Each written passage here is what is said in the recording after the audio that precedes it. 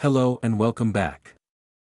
Today we are going to teach on how to create table, arrange it and generate the QR code for your table. Firstly, on the top left, there is the 3 lines there, click it. Now click on the table. Here is where you create the table. To create the table, click on the new table. Here you can put in the name for your table. As you can see here, I put my table name as T01. After that, click on Add button.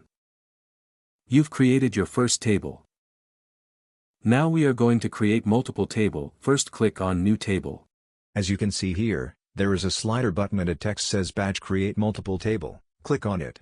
In here, let me show you on how to do it.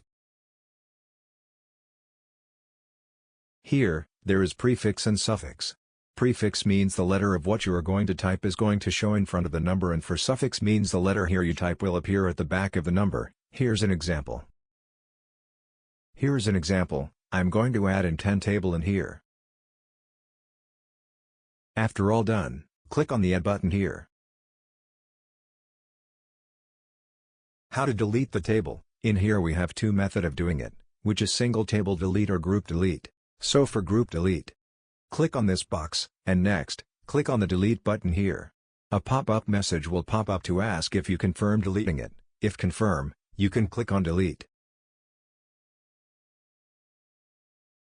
For single table delete, you can click on any table to delete only that table. Here for example, I want to delete T05, I can do the same method by clicking it and click on delete. There is also another method of deleting it.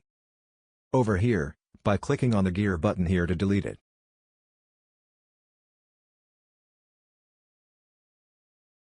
How to generate the QR code for the table. First, you can click on the download QR code button on the top right. In here, you can select the table to download the table QR code by selecting the table. Here you can select by group or individual table. Here you can choose by selecting the design for it. There is also another way of finding the QR code, by clicking on the gear here, or you can also click on it. That's it all for this video. Thank you for watching. We'll meet again.